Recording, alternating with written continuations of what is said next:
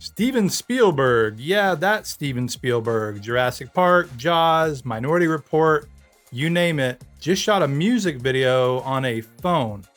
A DIY music video. Should you care? Learn how to turn your smartphone into a professional quality video camera. Be sure to check out our mobile filmmaking courses.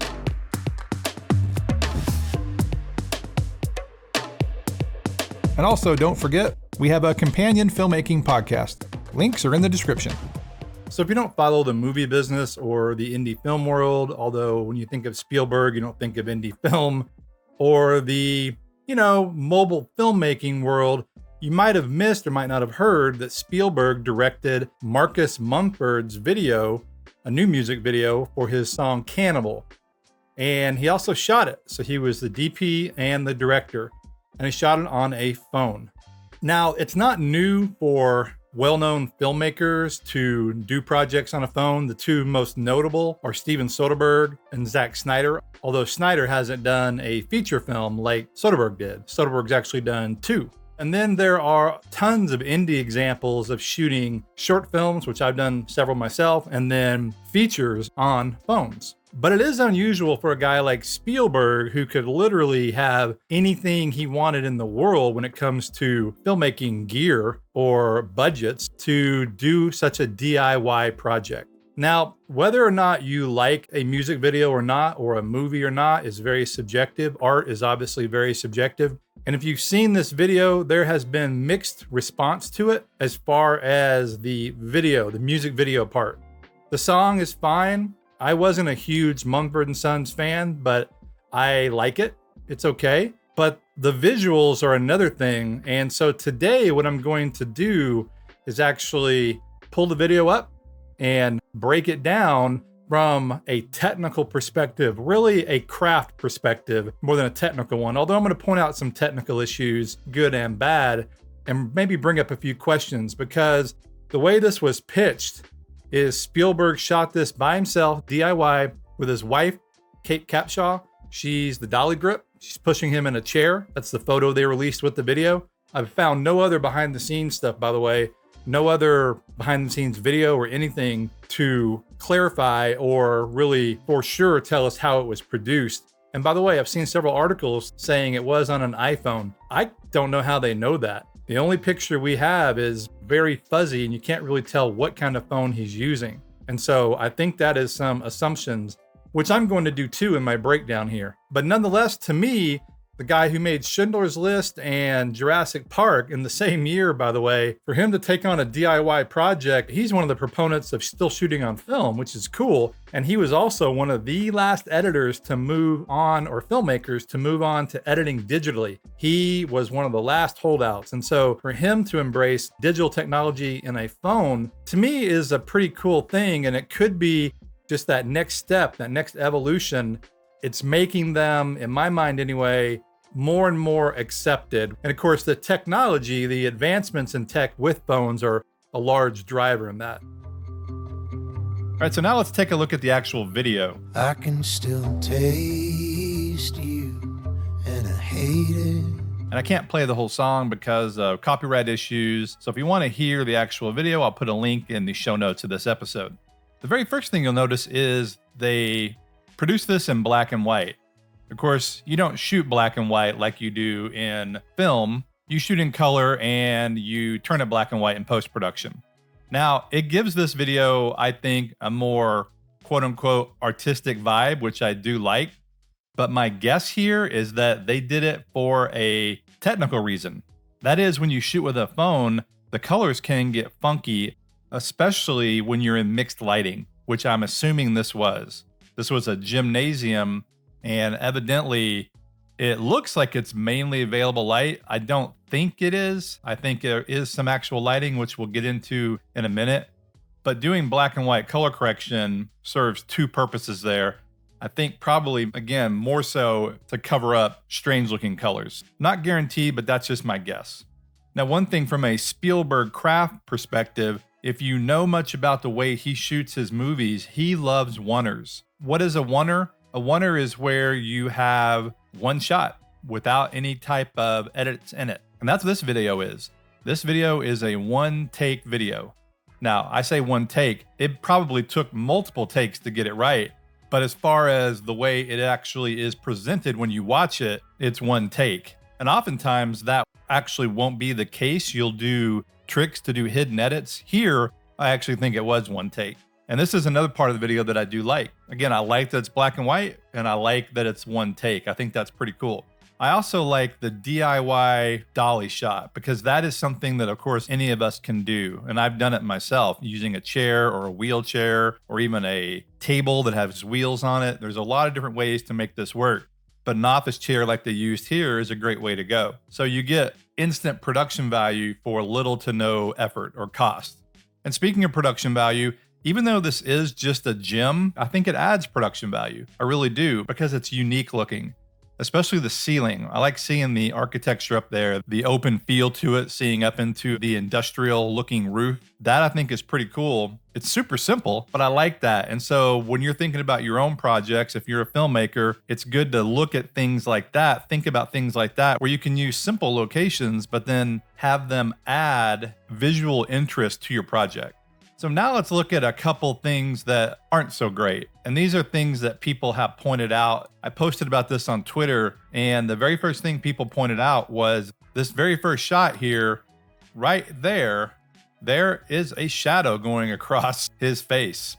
That is a big no-no in filmmaking. Now, you obviously noticed it when you're shooting, although sometimes when you're solo shooting, you don't notice that kind of thing because you're looking at framing and composition. You're not necessarily noticing things in the frame that are weird, but that is a weird one, I gotta say, because obviously he's blocking the light. There his face gets clear. And I mentioned no light earlier, natural light, and it does look like that, but I think it's perceived. I actually think, and I could, of course, be wrong. This is where I'm making total assumptions here. But if you look at this wide shot, look on the sides over here, on the left side and the right side, you have almost a perfect little triangle of light coming in. You can see the hard shadows, and that is hard light coming in. And so what it looks like to me is there are two HMIs outside those windows blowing in. Now, I could be wrong. That could just be sunlight. But it's weird if that is sunlight because, for one, the sun doesn't come in hard like that on either side of a building. It would be on one side or the other. And then on top of that, behind him here, there's windows and you can see the sun, and that's for sure the sun is coming in, and you get these little blooms in the window, which is not uncommon on a phone. Probably has a little bit of a smudge on the lens, which not a big deal. It doesn't look bad to me. I don't mind a little bloom look. And Spielberg actually, on his big movies, he blooms out windows all the time. He uses filters and stuff. I'm not suggesting he used a filter here, but I am suggesting there's more to this video than meets the eye. And so I think there's some light outside here. And that brings me back to what I was just talking about. And that is, you can see behind Spielberg and his wife, obviously right there, there's light, and then his body blocks the light. So there was probably some lights behind them as well, in addition to the cross light, because you can see the cross light left and right hitting the side of his face, either side of his face. And now the other thing that's weird about this opening shot, if you've ever shot with a phone or any kind of camera for that matter, he does some strange little zooms here. Now, on a phone, I kind of understand because it's easy to, if you're controlling it on the screen, to do kind of weird little zooms right there. There was one. It kind of reminds me of my mom shooting video on her iPhone where she's always zooming in and out. So I'm not saying that that's bad. I'm saying it's a strange choice, but I think it was a creative choice. There's another one right there.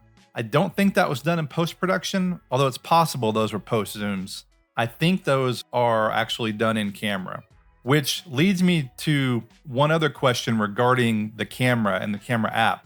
If you ever shot on the iPhone, you know that using the native camera app can cause all kinds of issues because you'll have dynamic tone mapping issues where it looks like the exposure is shifting. But also, if you zoom in and out, the exposure or the image shifts, it changes. And so I'm assuming, just based on that alone, that he used a third-party app, or he used a different type of phone, like an Android phone that has good manual control, like maybe that new Sony Xperia. I don't know. That's why I'm really curious about what he shot on. I'd love to find out. If anybody knows, drop a comment and let me know. Because as he dollies out here, the exposure hangs tough. It looks great. Nothing blooms, nothing changes like it would using the native camera app. The other thing about using the native camera app is if you are locking the exposure, which you would have to, otherwise you would be seeing shifts, you can't lock the exposure and the focus independently. You lock it at the same time. And if you notice when he gets up close here, obviously his face is in focus and the background is soft, which is what happens on any camera. You get some shallow depth of field. See back there, the curtains and the wall are out of focus, his face is in focus. So if you lock it, which obviously he did, you're gonna have the focus set for his face. And then when you back up here, this would be out of focus. I only bring that up because I don't know Steven Spielberg's phone experience. And even for people that are used to shooting on traditional cameras, and I mean experienced people, shooting on a phone, they can screw things up. I've seen it happen a lot. And so it's just a different way of working. So either he got some training, maybe he watched some of my videos, or he used a third-party app that allowed him to do that. Maybe FiLMiC Pro, if he's on an iPhone, I don't know. Because the nice thing about third-party apps is you can lock the different settings independently. So you could leave autofocus on, but then have exposure locked. And that's really important.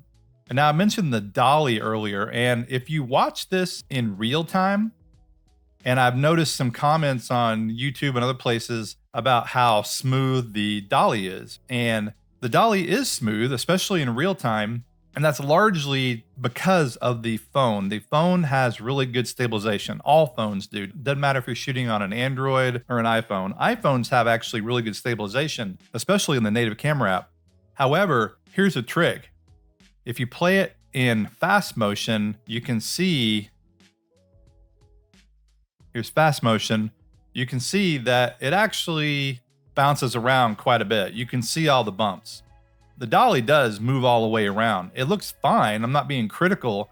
I'm just saying that it's not necessarily as smooth as you think, but that's a good thing because again, you can hide those bumps. And when he dollies back in, which I do like that, he does it on the music beat. He does the same thing here with these close-ups. He zooms in. So the camera, they're right there. And that could have been a post zoom. That was really strange. Let me show that one again. It's like you get this little double image right there. You get a double pump. And so maybe that's just his hand hitting or his fingers hitting the screen. And then right there, it's super jerky back and forth. I feel like this has some post stabilization added.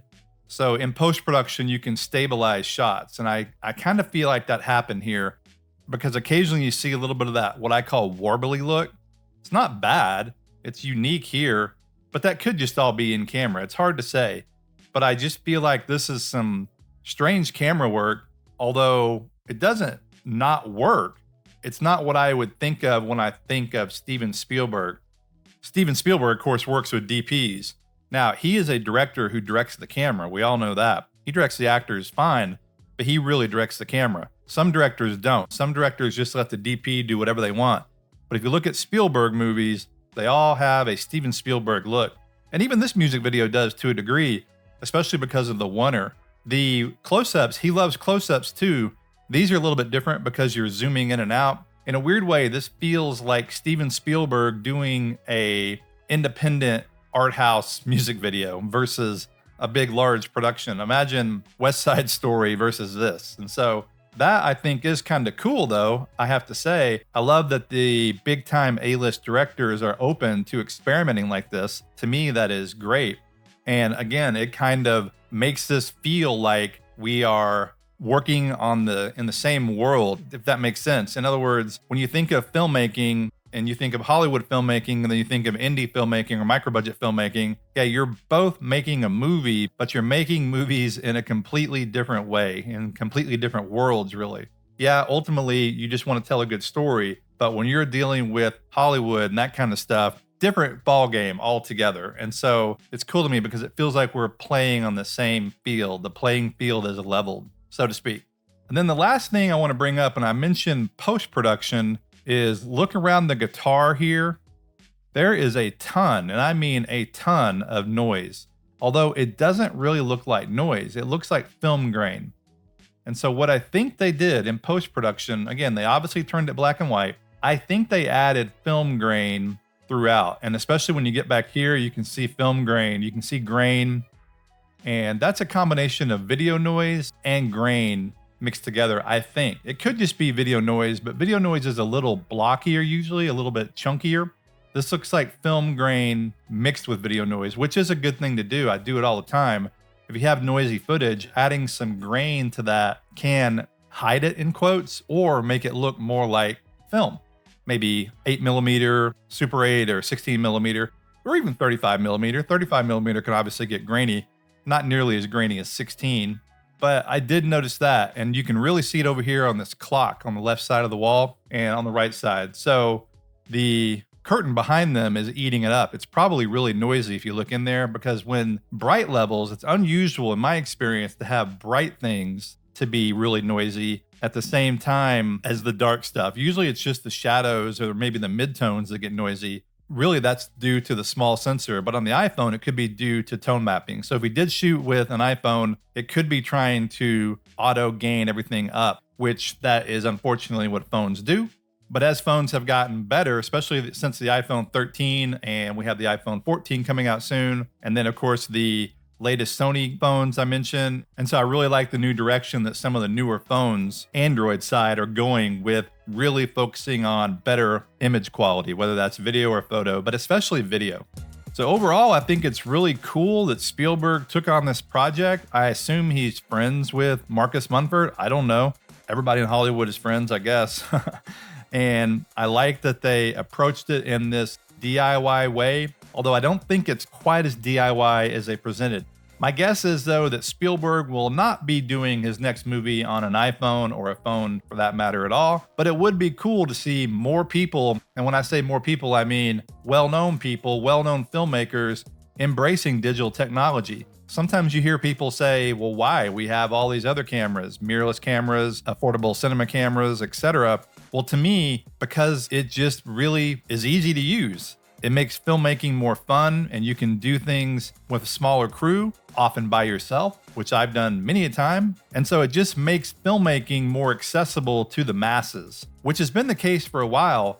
But as these phones get better, just like the DSLRs from 10 plus years ago, when we were first able to get footage that looked like a true movie, in quotes, and as phones advance and get better and closer to mirrorless camera quality, which I think they're getting very close and will equal them in the not too distant future, it'll just make filmmaking that much more available to everyone.